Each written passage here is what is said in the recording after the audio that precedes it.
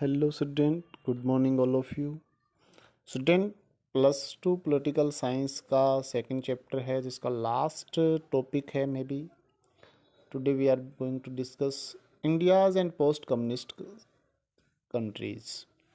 India और post communist country के relationship कैसे हैं, इनके बारे में ये टॉपिक है, इम्पोर्टेंट टॉपिक है। क्वेश्चन पूछा जाता है इससे कि भारत के संबंध कैसे हैं पोस्ट कम्युनिस्ट कंट्री से। What are the relationship between India and the post communist regions.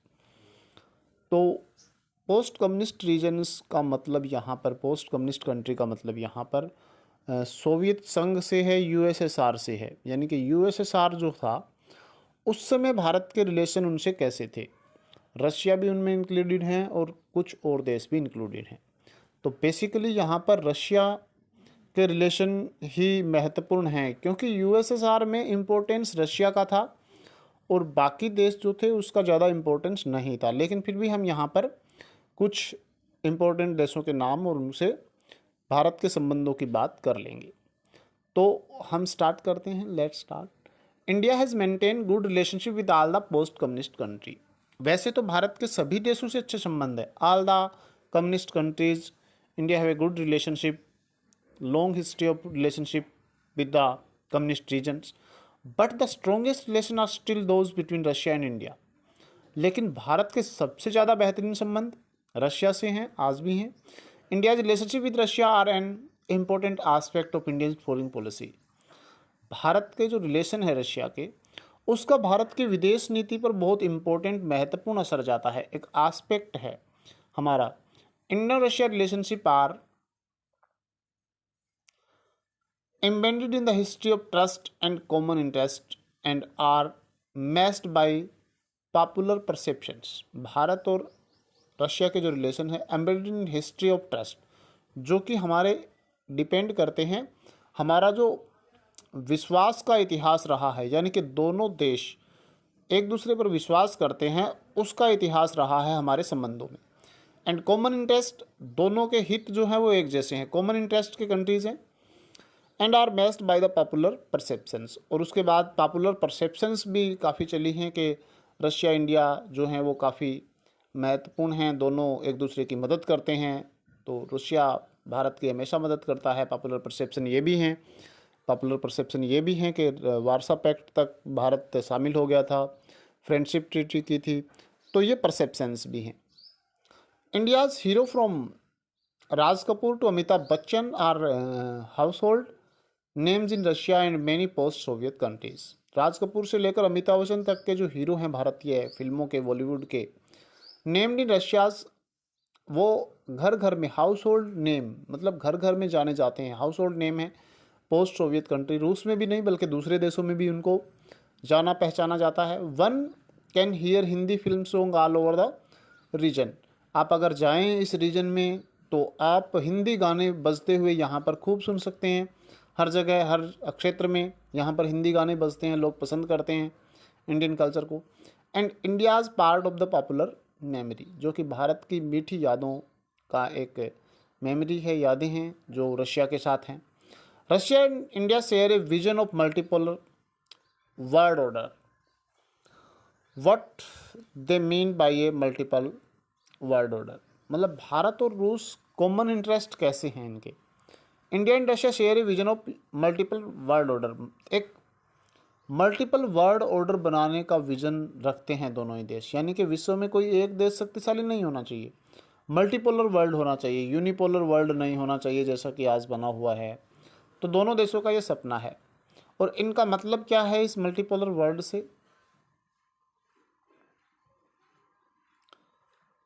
Multiple world order is the coexistence of several power in the international system. Multiple world order का इन दोनों देशों का मतलब है कि coexistence of several power. Several power का मतलब है कई सारी शक्तियाँ, महाशक्तियाँ। को एग्जिस्टेंस, एक साथ रह सकती हैं, अपने हितों को बिना टकराए, बिना झगड़ा किए वो विश्व में बने रहें। In the international system collective security, और साझी सुरक्षा होनी चाहिए। In which an attack of any one country regarded as the threat for the all. सभी के ऊपर उसको आक्रमण समझा जाए, सारे देश इकट्ठे होकर के सिक्योरिटी करें। Greater recognition negotiated settlement of the international conflict, और जो इंटरनेशनल कॉन्फ्लिक्ट हैं वो नेगोशिएशन के द्वारा, रिकॉग्नाइजेशन के द्वारा। रिकॉग्निज्म का मतलब होता है किसी दूसरे देश को महत्व देना, उनको महत्व दे के उनसे बातचीत करके हम इन इश्यूज़ को सेटल करें। An independent foreign policy for all the countries and decision making through the bodies like UN that should be strengthen, democratised and empowered. जो संयुक्त राष्ट्र जैसी संस्थाएं हैं उनको मजबूत किया जाना चाहिए। इंडिपेंडेंट फॉरेन पॉलिसी सभी देशों को अपनाने की छूट होनी चाहिए। स्ट्रेंथन, उसको मजबूत किया जाना चाहिए। More than 80 bilateral agreement have been signed between India and Russia as a part of the Indo Russian strategic agreement of 2001। Bharat और रूस ने 2001 में समझौते किए हैं जिसमें 18 बायलैटरल एग्रीमेंट किए हैं। 80 बायलैटरल एग्रीमेंट मीन्स 80 ऐसे समझौते किए हैं जो दोनों देशों के बीच व्यापार से संबंधित है और बहुत सारे अन्य एस्पेक्ट से भी संबंधित है। India status and benefit stand to benefit from the its relationship with the Russia. अब देखिए, भारत को बेनिफिट कहाँ होता है रूस के साथ अच्छे संबंधों का। On the issue like Kashmir, energy supply and sharing information of the international terrorism, ये 3 ऐसे क्षेत्र है जहां पर भारत बेनिफिट उठाता है रशिया के साथ अच्छे संबंध का। एक तो कश्मीर मामलों में, जब हम कश्मीर मामलों में बात करते हैं तो रूस का साथ हमें हमेशा मिलता है। एनर्जी सप्लाई के लिए ये सारे देश भारत को एनर्जी सप्लाई करते हैं, तो ऊर्जा में महत्वपूर्ण है। और sharing the information on international terrorism, अगर अंतर्राष्ट्रीय आतंकवाद पर कोई सूचना साझी करनी हो तो ये देश हमें सूचना प्रोवाइड करवाते हैं, हमें महत्वपूर्ण चीज़ें देते हैं। तो इसलिए यहाँ पर भारत को लाभ होता है इन देशों से, रूस के साथ अच्छे संबंधों का। Access to the central Asia,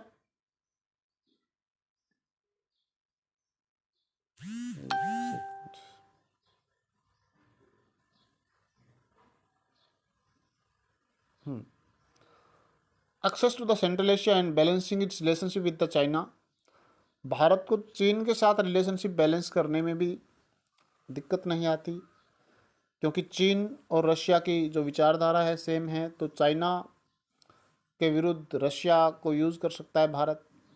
Russia stand to benefit from the relationship because India is second largest आरब मार्केट फॉर रशिया। अब रूस को भी कुछ इम्पोर्टेंट मिलता है, रूस को कुछ बेनिफिट होता है भारत के साथ संबंधों का। सबसे पहला क्या है, इंडिया के साथ लार्जेस्ट आरब मार्केट है। भारत जो है रूस से परमाणु हथियार या जो हथियार खरीदता है तो उसलिए उसको एक बड़ा खरीदार मिलता है। Indian military get most of the hardware from Russia.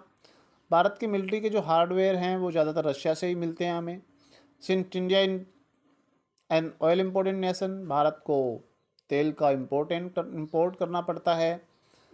Russia is a important to India in has repeatedly come to assistant of India during its oil crisis.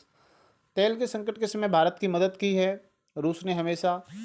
India is seeking to increase its energy important from Russia and the republic of Kazakhstan and Turkmenistan. Bharat अपनी ऊर्जा की ज़रूरतों को पूरा करने के लिए, बढ़ती हुई ऊर्जा की ज़रूरतों को पूरा करने के लिए इन देशों पर डिपेंड करता है, रशिया पे भी। और कजाकिस्तान और तुर्कमेनिस्तान 2 ऐसे कंट्री हैं इस रीजन के जो भारत के साथ अच्छे संबंध बनाए हुए हैं। Cooperation with this Republic including partnership in the investment of the oil field. तेल क्षेत्रों के मामले में भारत ने इनसे पार्टनरशिप किया हुआ है, एग्रीमेंट है। Russia is important for the India nuclear power energy plant and associate India space industry. Russia जो है वो इम्पोर्टेंट है भारत के लिए न्यूक्लियर एनर्जी के लिए। स्पेस इंडस्ट्री, हम अंतरिक्ष में जो संचालित करते हैं प्रोग्राम, उनके लिए भारत और रूस सहयोगी हैं। For example the cryogenic rocket when India needed it, Russia and India have collaborate on the various scientific project. Bharat की मदद की क्रायोजेनिक रॉकेट देकर जब भारत को इसकी ज़रूरत थी, और रूस और भारत दोनों जो है वेरियस साइंटिफिक प्रोजेक्ट, बहुत सारे साइंटिफिक प्रोजेक्ट में एक दूसरे के सहयोगी हैं। तो ये ऐसे रिलेशनशिप है हमारे रूस और इन देशों के साथ। तो आपका ये सेकंड लेसन कंप्लीट होता है। नेक्स्ट लेसन हम नेक्स्ट वीडियो में स्टार्ट करेंगे। इसके क्वेश्चन आंसर आपको करने हैं। Thank you, have a nice day.